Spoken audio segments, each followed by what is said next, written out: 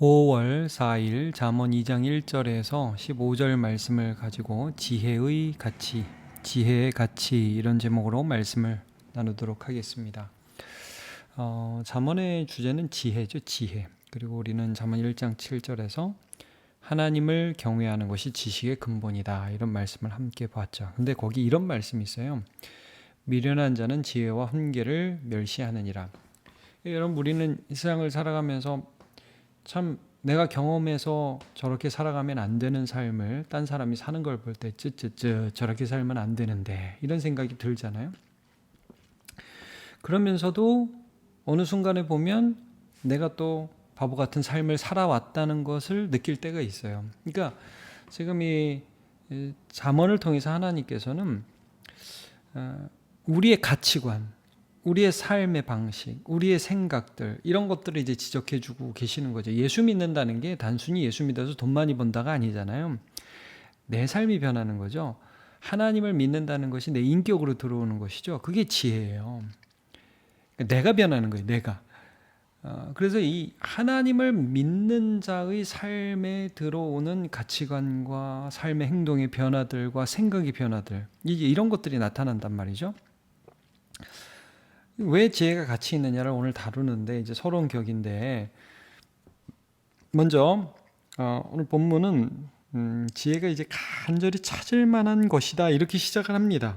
1절부터 4절을 보시면 그 말씀이 나오거든요. 한번 쭉 볼게요. 내 아들아 내가 만일 나의 말을 받으며 나의 계명을 내게 간직하며 그러니까 이제 먼저 이걸 강조하는 거예요. 받아라.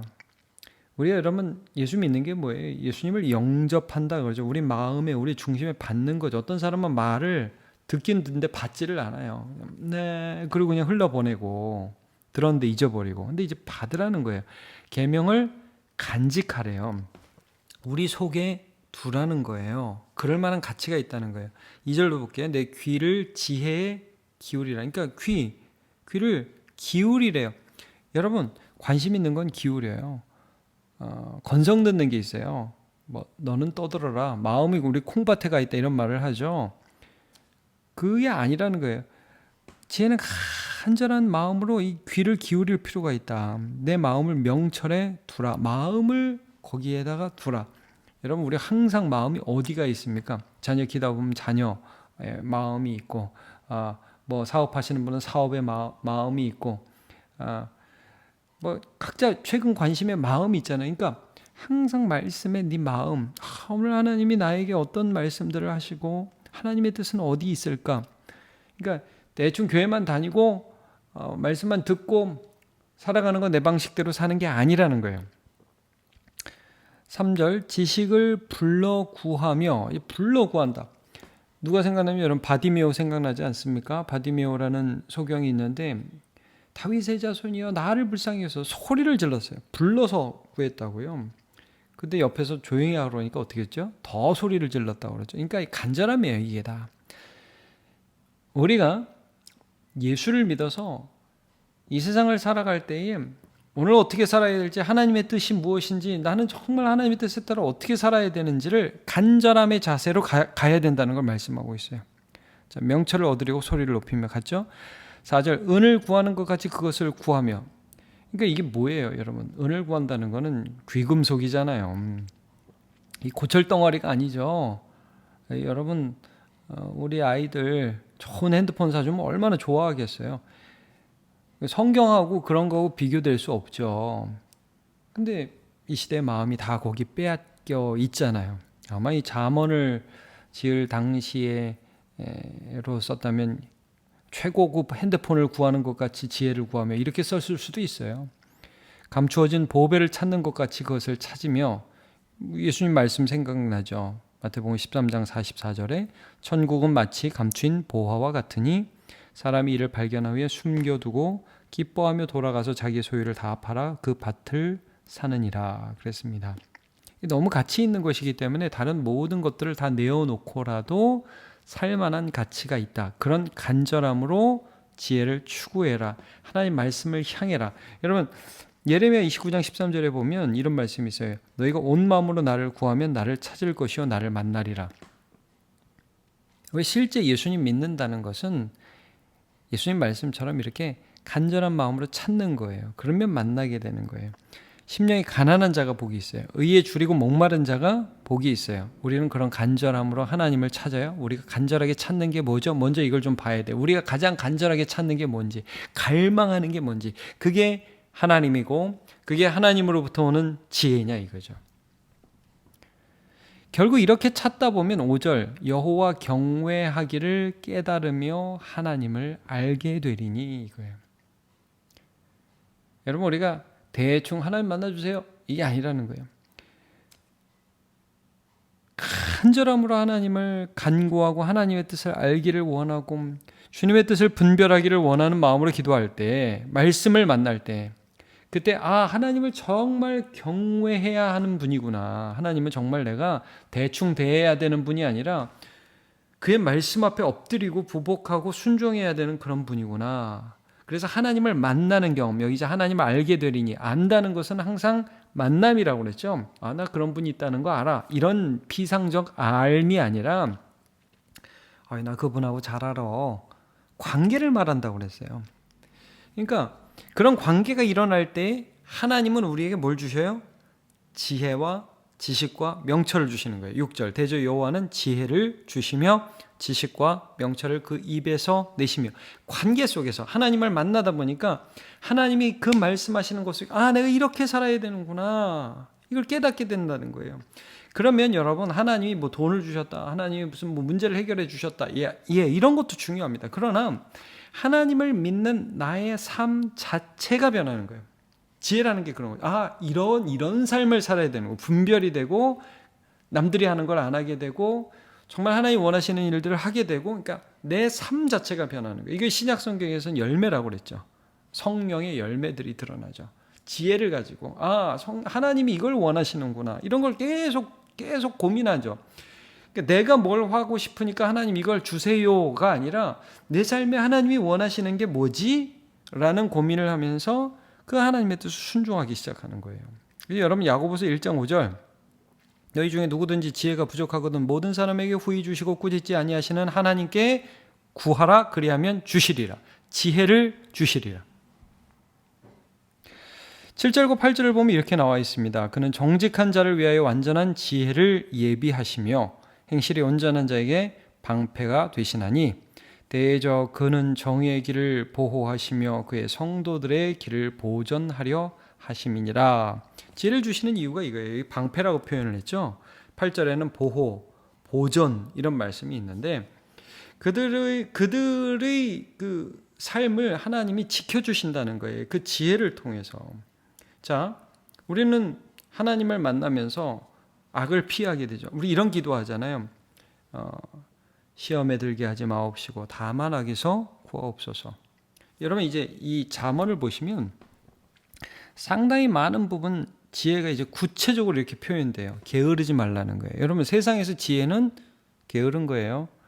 요즘 이런 인사 있어요. 여러분 아십니까? 적게 일하고 많이 버세요. 하도 힘드니까 이런 인사가 나왔지만 여러분 성경적 지혜가 무엇입니까? 성실하게 오늘 주어진 일이 하나님의 복임을 알고 최선을 다해 살아가고 또 감사하면서 기뻐하면서 하루하루를 살아가는 게 그게 하나님의 복이라는 것이죠. 그러니까 이 생각 자체가 달라요. 하나님을 믿는 자, 말씀 속에서 주어지는 생각과 오늘 현 세대를 살아가는 세상의 생각이 다르다는 거예요. 돈이 최고고 부동산이 최고고 주식이 있고 뭐 요즘 비트코인이 나가고 이런단 말이죠. 뭐 지혜롭게 뭐 할 수 있겠죠. 그러나 온 마음이 거기에 팔려가지고 살아가는 거는 바보 같은 짓이라는 거예요. 시편 19편 11절 또 주의 종이 이것으로 경고를 받아 이것을 지킴으로 상이 크니이다, 이런 말씀이 있어요. 그러니까 하나님 말씀은 우리를 지혜롭게 한다고요. 세상을 따르지 않게 해요. 그래서 우리를 보호해줘요. 이게 가치예요. 가치, 지혜의 가치. 결코 세상에서 얻을 수 없는 것. 하나님을 경외하고 하나님을 만나서 하나님의 말씀을 듣고 하나님의 말씀을 마음에 두는 자는 세상 사람들보다 지혜롭다고요. 가치가 달라요. 우리를 지켜줘요. 악으로부터 지켜줘요. 게으름, 아까 게으름 말했지만 뭐 음란에 대한 말씀 나오고 바보라 이거죠. 그렇게 사는 것은. 그러니까 여러 말씀들이 이렇게 나와요. 자, 11절과 12절도 같은 의미예요. 근신이 너를 지키며 명철이 너를 보호하여 악한 자의 길과 패역을 말하는 자에게서 건져내리라. 우리를 건져주시고 지켜주실 거란 말이에요. 이 지혜가 단순히 우리의 자녀들이 이제 교회에 다닌다가 아니라 이 하나님을 정말 믿고 만나는 거예요. 그래서 세상과 다른 가치로 살아갈 때에 하나님이 우리를 지켜주시는 것을 경험하게 되는 것이죠. 그리고 이 지혜는 또 어떤 가치가 있냐? 이제 보호와 보존, 우리를 악으로부터 지켜주시는 가치를 살펴봤잖아요. 이런 가치가 있어요. 참된 기쁨을 줘요. 자, 9절 10절. 그런즉 내가 공의와 정의와 정직 곧 모든 선한 길을 깨달을 것이라 곧 지혜가 내 마음에 들어가며 지식이 내 영혼을 즐겁게 할 것이요. 여러분, 사람은요 죄 지으면서 즐겁지 않아요. 쾌락은 있죠. 기쁨은 없는 거예요. 인정받고 뭐 더 많이 재미있게 살고 그러면 순간은 기쁜데 목마른 거예요. 마치 사마리아 여인처럼. 그게 참된 기쁨이 될 수가 없어요. 우리는 하나님의 형상으로 지어졌기 때문에 공의와 정의와 정직을 기뻐한다고요. 하나님 안에서. 근데 하나님이라는 분이 계시고 우리 안에 그 하나님을 따라서 그렇게 살아간다는 것 자체가 당장 많은 것을 누리지 못해도 기쁨이 되고 그 하나님 우리 인생을 책임지시고 그러니까 기쁜 거예요. 시편 84편 10절에 다윗이 이런 고백하죠. 주의 궁정에서의 한 날이 다른 곳에서의 첫날보다 나은즉 악인의 장막에 사는 것보다 내 하나님 성전 문지기로 있는 것이 좋다. 왜 이런 표현이 나오겠습니까?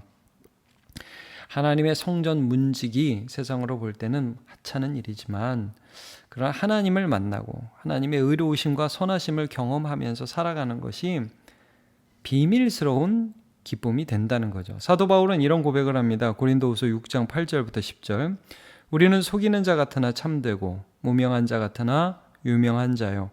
죽은 자 같으나 보라 우리가 살아있고 징계를 받는 자 같으나 죽임을 당하지 아니하고 근심하는 자 같으나 항상 기뻐하고 가난한 자 같으나 많은 사람을 부요하게 하고 아무것도 없는 자 같으나 모든 것을 가진 자로다. 아멘. 이게 우리죠.